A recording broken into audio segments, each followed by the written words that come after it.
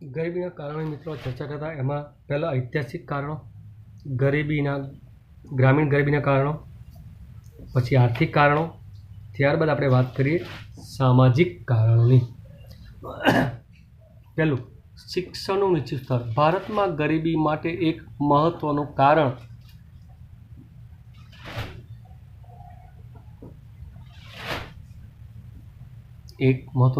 શિક્ષણ, તાલીમ અને કૌશલ્યની ઉણપ અથવા અભાવ. ભારતમાં ગરીબી માટે એક મહત્વનું જો કોઈ કારણ હોય તો એનું શિક્ષણ, તાલીમ અને કૌશલ્યનો અભાવ. શિક્ષણના નીચા સ્તરને કારણે ખાસ કરીને ગ્રામીણ ક્ષેત્રમાં કૃષિ ક્ષેત્રે નવી ટેકનોલોજી, નવું ખેત પદ્ધતિ, સંશોધન, ખેત ઉત્પાદન, વેચાણ માટે બજારોનો લાભ પ્રાપ્ત થતા નથી. ગામડાઓમાં શિક્ષણના નીચા સ્તરને કારણે કૃષિ ક્ષેત્રે નવી ટેકનોલોજી, નવી ખેતીની પદ્ધતિઓ, સંશોધન, ખેત ઉત્પાદનના વેચાણ માટેના બજારોનો લાભ પ્રાપ્ત થતો નથી. આના પરિણામે ખેડૂતોને એક તરફ હેક્ટર દીઠ ઉત્પાદન ઓછું રહે છે, તો બીજી તરફ શ્રમિક દીઠ ઉત્પાદકતા પણ નીચી રહે છે. હેક્ટર દીઠ ઉત્પાદન તો ઓછું રહે છે જ, સાથે શ્રમિક દીઠ ઉત્પાદકતા પણ નીચી રહે છે, જે ખેડૂતોની નીચી આવકમાં પરિણમે છે. ઉત્પાદકતા ઓછી, બરાબર, હેક્ટર દીઠ ઉત્પાદકતા ઓછી અને શ્રમિક દીઠ ઉત્પાદકતા પણ નીચી, જેના કારણે નીચી આવક પરિણમે છે ખેડૂતની. આ ઉપરાંત શિક્ષણના નીચા સ્તરને કારણે ગામડામાં વૈકલ્પિક રોજગારીની તકો પણ ઓછી મળે છે. વેતન દર નીચા રહે છે, તેથી ગરીબીનું સ્તર ઊંચું રહે છે. અહીંયા શિક્ષણ નથી ગામડામાં અને એના કારણે વૈકલ્પિક રોજગારીની તકો નથી, જેથી વેતન દર નીચા રહે છે અને તેથી ગરીબીનું સ્તર ઊંચું રહે છે. લૈંગિક અસમાનતા. ભારતનું બંધારણ ભલે ભારતના નાગરિકોને એક ગણતું હોય સ્ત્રી પુરુષને, પરંતુ ભારતમાં સ્ત્રી પુરુષની અસમાનતા શરૂઆતથી જ અસ્તિત્વમાં છે.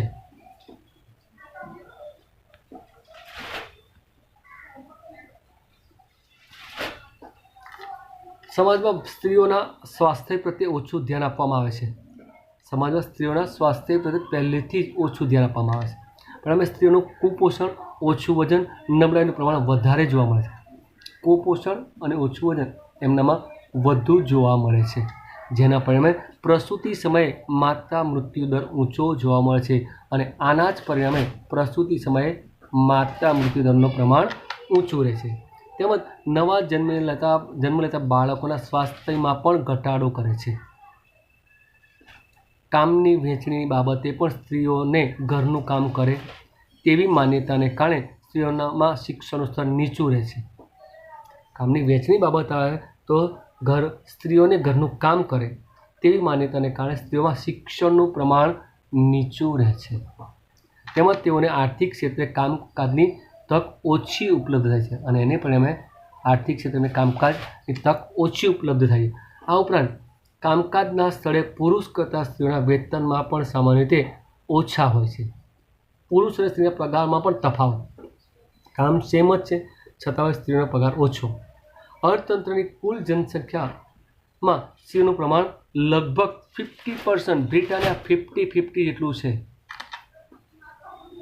જેમાં સ્વાસ્થ્યનું નીચું પ્રમાણ અને આર્થિક ક્ષેત્રે કામકાજની ઓછી તકોને કારણે સ્વાસ્થ્યનું નીચું પ્રમાણ અને આર્થિક ક્ષેત્રે કામકાજની ઓછી તકોને કારણે કુટુંબની આવક નીચી રહે છે અને આવક નીચી એ ગરીબીનું એક કારણ છે અને એના કારણે આવક નીચી રહેતી હોવાથી ગરીબીનું પ્રમાણ વધુ જોવા મળે છે. આ થયા સામાજિક કારણો, શિક્ષણનું નીચું પ્રમાણ, બરાબર, લૈંગિક અસમાનતા. હવે વાત કરીએ અન્ય કારણો.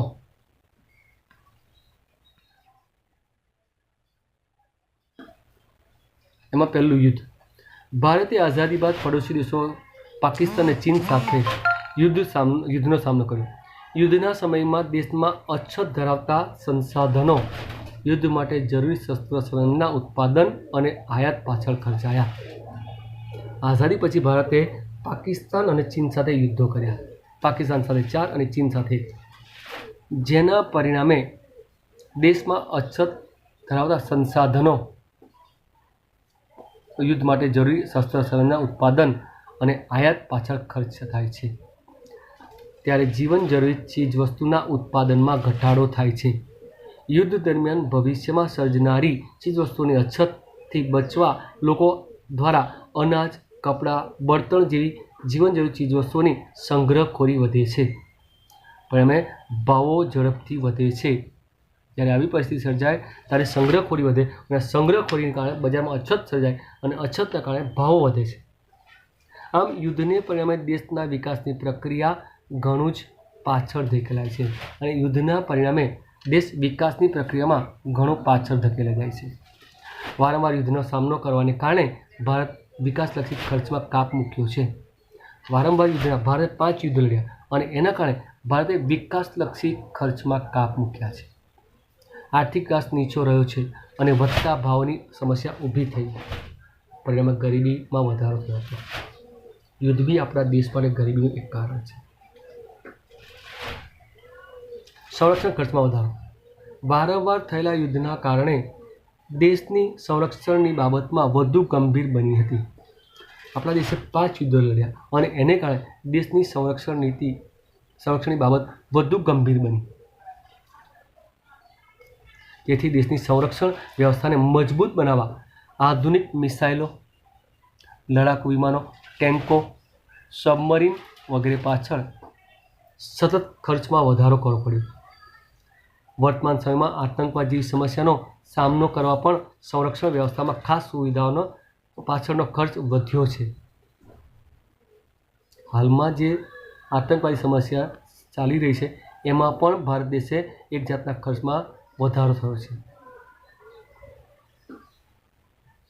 સંરક્ષણ પાછળ થતો આ પ્રકારનો ખર્ચ એ બિન વિકાસલક્ષી ખર્ચ છે. સંરક્ષણ પાછળ કોઈ પણ દેશ ખર્ચ કરે એ કેવો છે? બિન વિકાસલક્ષી. કારણ કે સંરક્ષણ ટેન્કો ખરીદીશું, વિમાનો ખરીદીશું, સબમરીન ખરીદીશું, એમાં રોકાણ કરીશું તો શું એ રોકાણ ડબલ થશે ખરું? ખેતીમાં કે ઉદ્યોગમાં, ધંધામાં કે રૂપિયા રોકીશું તો એ ડબલ થઈ શકશે. એ વિકાસલક્ષી ખર્ચા છે. પણ યંત્ર સામગ્રી, યુદ્ધો માટેના વિમાનો, લડાકુ વિમાનો છે, સબમરીન છે, મિસાઇલ્સ બનાવવા જે ખર્ચ કરે છે એ બિન વિકાસલક્ષી ખર્ચ છે. અને તે માટે જેટલો વધારો થાય તેટલો આર્થિક વિકાસ માટે ખર્ચમાં ઘટાડો થાય. અને આ બધા પાછળ જેટલો ખર્ચ વધારે થાય એટલો આર્થિક વિકાસ પાછળ ખર્ચ ઘટે છે. આર્થિક વિકાસ મંદ પડે છે અને ગરીબીનું પ્રમાણ ઊંચું આવે છે. આવા ખર્ચાઓ એ દેશના વિકાસને અવરોધે છે અને એના કારણે આર્થિક વિકાસ મંદ પડે અને ગરીબીનું પ્રમાણ ઊંચું આવે છે. ખામીયુક્ત નીતિઓ દેશની. ભારતની ઝડપી આર્થિક વિકાસ માટે આયોજન હેઠળ બીજી પંચવર્ષીય યોજનાથી પાયાના ભારે ઉદ્યોગને મહત્વ આપવામાં આવ્યું અને ઝડપી ઔદ્યોગિકરણ દ્વારા ઊંચા દરે આર્થિક વિકાસ હાંસલ કરીને દેશની ગરીબી અને બેકારી સમસ્યાનો ઉકેલ લાવવાની નીતિ અપનાવાઈ. હરિયાળી ક્રાંતિમાં જે સફળતા મળી એ સફળતા આધારે આપણા જે આયોજન પરના જે વ્યક્તિઓ હતા, આયોજનકર્તાઓ, એ લોકો એવું વિચાર્યું કે મોટા અને પાયારૂપ ઉદ્યોગોને વધુ વિકાસ કરીશું ને તો એના કારણે ઔદ્યોગિકરણ દ્વારા ઊંચા દરે આર્થિક વિકાસ હાંસલ કરી દેશની ગરીબી અને બેકારીની સમસ્યાનો ઉકેલ લાવી અને નીતિ અપનાવી. એટલે કે આપણે દેશમાં ગરીબી અને બેકારી દૂર કરી શકીશું. પરંતુ આ નીતિમાં દેશની મોટાભાગની વસ્તી જે કૃષિ ક્ષેત્ર પર નભતી હતી તેની અવગણના કરવામાં આવી. બરાબર ને? મોટા પાયારૂપ ઉદ્યોગોમાં એ લોકોએ ઘણું રોકાણ કર્યું પણ દેશની મોટાભાગની વસ્તી જે ખેતી પર નભતી હતી એની અવગણના કરી. દેશમાં મોટા ભાગની વસ્તીને રોજગારી અને આવક પૂરી પાડતા ખેતી તેમજ નાના અને ગૃહ ઉદ્યોગોના ઓછા વિકાસને કારણે લોકોની આવક નીચી રહી.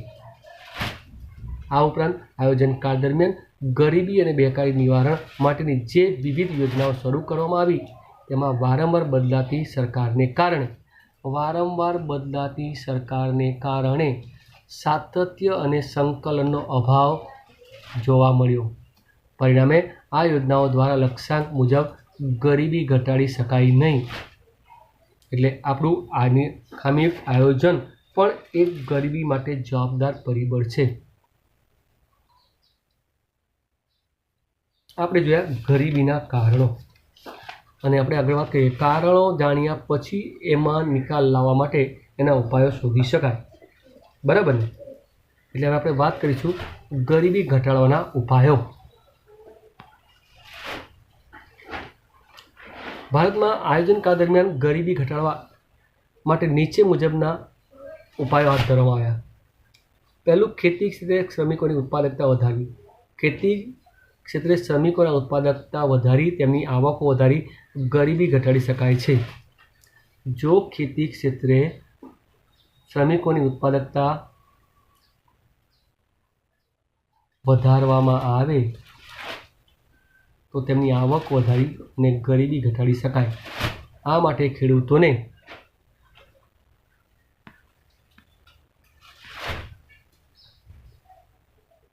જાહેર કાર્યક્રમો દ્વારા સુધરેલી ટેકનોલોજી, પૂરતા પ્રમાણમાં અને સસ્તા દરે કૃષિ નિપજકો, સુધારેલી માળખાકીય સેવાઓ, ઉત્પાદન માટે પૂરતા ભાવો અને બજારો, કૃષિ સંશોધનની માહિતી પહોંચાડવાના પ્રયાસ કરાયા છે. નાના પાયાના ઉદ્યોગોનો વિકાસ. ભારતમાં કુલ રાષ્ટ્રીય ઉત્પાદન અને કુલ રોજગારીના નાના અને ગૃહ ઉદ્યોગનો ફાળો મોટો છે.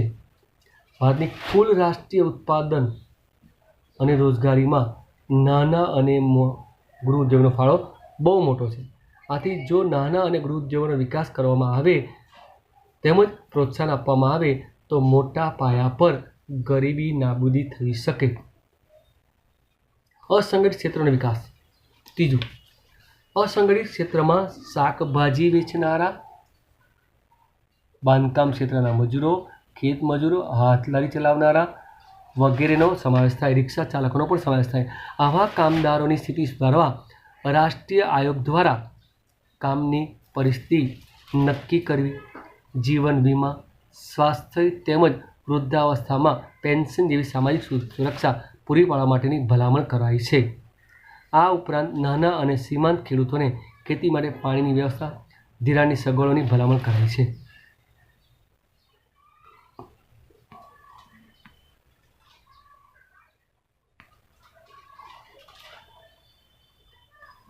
યોગ્ય કર નીતિનો ઉપયોગ. અર્થતંત્રમાં આવકની અસમાનતા અને ગરીબી ઘટે તેવી રીતે આવકની પુનઃવહેંચણી સરકાર દ્વારા કરવાની નીતિનો ઉપયોગ કરવામાં આવે છે. યોગ્ય કર નીતિનો ઉપયોગ. અર્થતંત્રમાં આવકની અસમાનતા અને ગરીબી ઘટે તે રીતે આવકની પુનઃવહેંચણી માટે સરકાર દ્વારા કર નીતિનો ઉપયોગ કરવામાં આવે છે.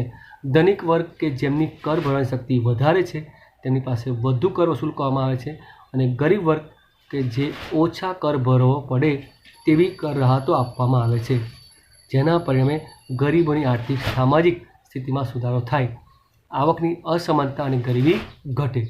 ટૂંકમાં ધનિકોની મોજશોખની વસ્તુ પર ટેક્સ વધારે નાખવાનો, જ્યારે ગરીબોને ઓછો કર ભરવો પડે એવી પરિસ્થિતિ સર્જન કરવું, જેને પરિણામે ગરીબોની આર્થિક સામાજિક સ્થિતિમાં સુધારો થાય અને આવકની અસમાનતા અને ગરીબીમાં ઘટાડો કરી શકાય. માનવ મૂડીમાં વધારો. વિકસિત રાષ્ટ્રો કે જ્યાં માનવ ક્ષમતાઓના વિકાસ માટે મોટા પાયા પર શિક્ષણ, આરોગ્ય અને કૌશલ્યવર્ધનમાં મૂડીરોકાણ કરવામાં આવે છે. જે સમૃદ્ધ રાષ્ટ્રો છે ને એ લોકો શિક્ષણ, આરોગ્ય અને કૌશલ્યવર્ધનમાં મૂડીરોકાણ કરવામાં આવે છે. ત્યાં બેરોજગારીનું પ્રમાણ ખૂબ જ ઓછું જોવા મળે છે, પરિણામે ગરીબી પણ ઓછી જોવા મળે છે. સમાજમાં શિક્ષણનું ઊંચું સ્તર, કામદારોમાં રોજગારી માટેની વિસ્તૃત વિકલ્પો અને પસંદગીઓ પૂરી પાડે છે. સમાજમાં શિક્ષણનું ઊંચું સ્તર, કામદારોમાં રોજગારી માટે વિસ્તૃત વિકલ્પો અને પસંદગી પૂરી પાડે છે. કૌશલ્ય વિકાસથી કામદારોની ઉત્પાદકતા વધે છે, જે ઊંચા વેતનમાં પરિણમે છે. આ માટે કામદારોને કામના સ્થળે તાલીમ અને સંશોધન માટે સતત મૂડીરોકાણ જરૂરી છે.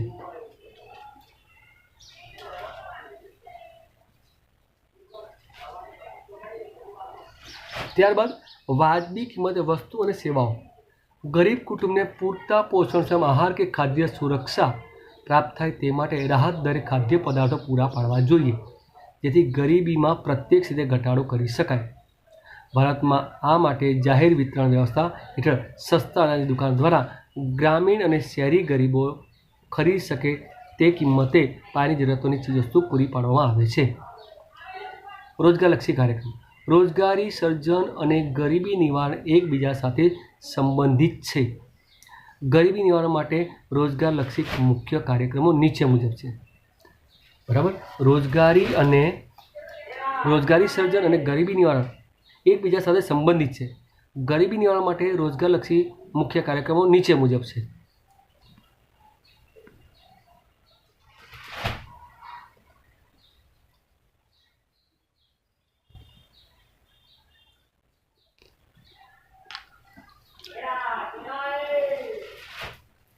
છઠ્ઠી યોજનામાં ગ્રામીણ ગરીબો માટે વિવિધ એજન્સીઓ દ્વારા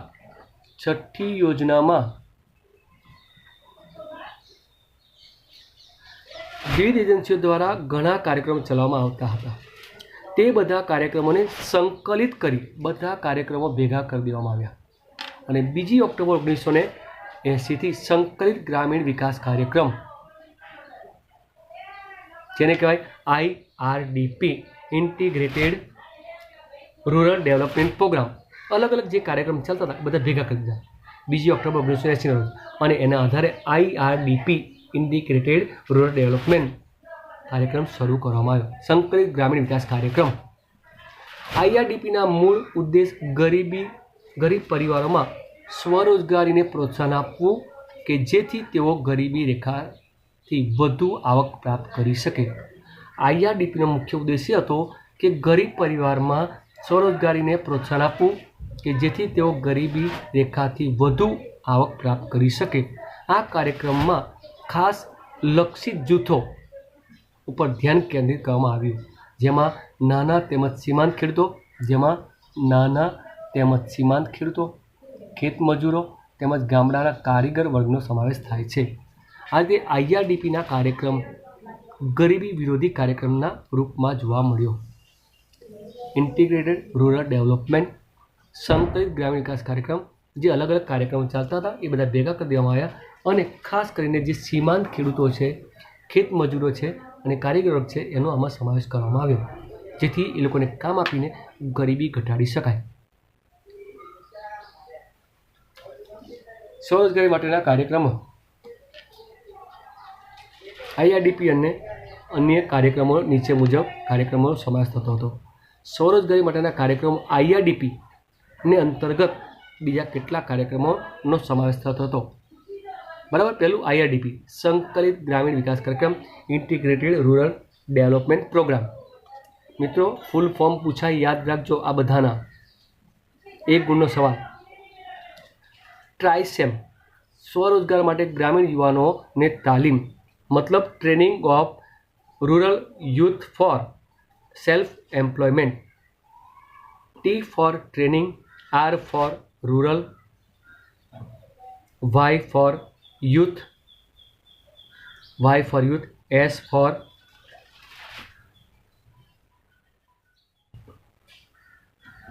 self, E for employ અને M for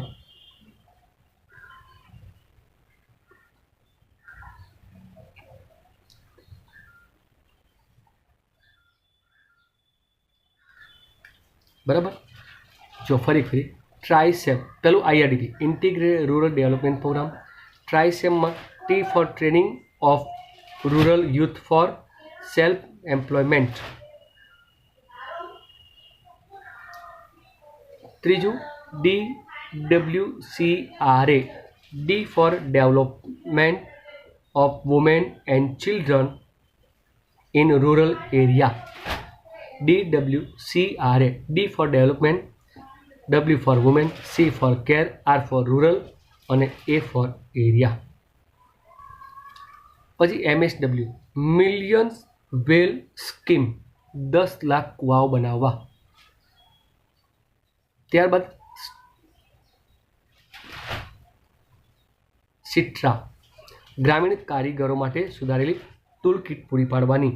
supply of improve tool kit to rural artisan. Supply of improve tool kit to rural artisans. IRDP સંકલિત ગ્રામીણ વિકાસ કાર્યક્રમ. ટ્રાઇસેમ સ્વરોજગાર માટે ગ્રામીણ યુવાનો તાલીમ. DWCRA ગ્રામીણ વિસ્તારમાં સ્ત્રીઓ અને બાળકોના વિકાસ કાર્યક્રમ. MSW 10 લાખ કુવાનું આયોજન અથવા યોજના.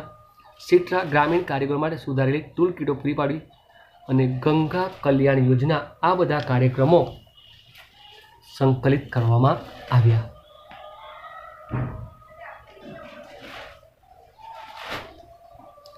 1 એપ્રિલ 1999 IRDP અને તેની સાથે સંકળાયેલા અન્ય યોજનાઓ ભેગી કરીને સુવર્ણ જયંતિ ગ્રામ સ્વરોજગાર યોજના SGSY સુવર્ણ જયંતિ ગ્રામ સ્વરોજગાર યોજના SGSY આવી એક સંસ્થા શરૂ કરવામાં આવી, યોજના શરૂ કરવામાં આવી.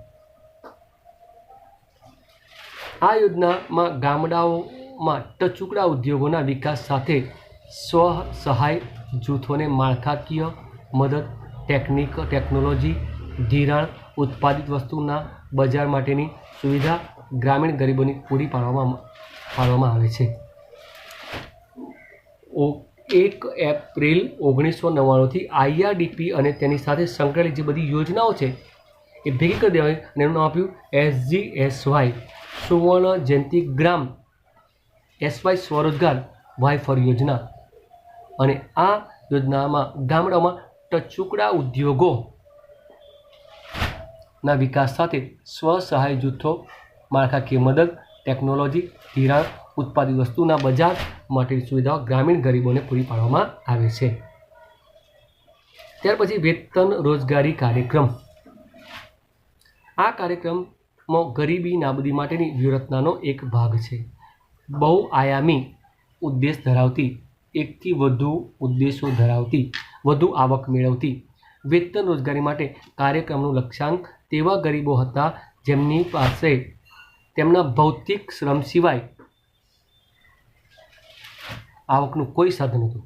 સુથારો તો એમની સાથે સુથારી કામ જ આવડે, બીજું કોઈ કામ ન આવડે એવો ભૌતિક શ્રમ છે, એમની પાસે કોઈ સાધન નહોતું. આ કાર્યક્રમ ફક્ત ખેતી સિવાયની મોસમમાં સ્વરોજગારી પૂરી નથી પાડતી, પરંતુ પૂર, દુષ્કાળ, અછત અને અન્ય કુદરતી આફતો દરમિયાન રોજગારી પૂરી પાડે છે. આ કાર્યક્રમ હેઠળ ગામડાઓમાં માળખાકીય સેવાઓ વિકાસ કરવામાં આવે છે તેમજ શ્રમિકોને યોગ્ય વેતન પ્રાપ્ત થાય તેવા પ્રયાસો થાય છે. વેતન રોજગારી કાર્યક્રમ જવાહર રોજગાર યોજના JRY, રોજગાર બાંહેધરી યોજના EAS, એમ્પ્લોય એક્ટ સ્કીમ, આ બધી યોજના શરૂ કરવામાં આવી છે જેથી કરીને વેતન રોજગારી કાર્યક્રમ કામના બદલામાં એ લોકો કામ તો કરે, સાથે એમને પગાર પણ મળે અને ગામની મિલકતો જે અસ્કયામતો છે એ પણ મજબૂત બને. ચોમાસા સિવાયની ઋતુ પછી એ લોકોને મોસમી બેરોજગારી ઘટાડવા માટે, ઉપરાંત પૂર આવે, દુષ્કાળ આવે, અછત સર્જાય ત્યારે અન્ય કુદરતી આફતો સમય પણ રોજગારી મળે તે હેતુથી આવી માળખાકીય સેવાઓ વિકાસ કરવામાં આવે છે અને એના બદલામાં એ લોકોને વેતન આપવામાં આવે છે. એમાં જવાહર રોજગાર યોજના અને રોજગાર બાંહેધરી યોજનાનો સમાવેશ થાય છે. ત્યારબાદ પ્રધાનમંત્રી રોજગાર યોજના PM પ્રધાનમંત્રી રોજગાર વાય ફોર યોજના. 1990ના દાયકામાં સંગઠિત ક્ષેત્રમાં રોજગારીની વૃદ્ધિ સ્થગિત થઈ ગઈ હતી તેમજ જાહેર ક્ષેત્રની વૃદ્ધિ નકારાત્મક રહી.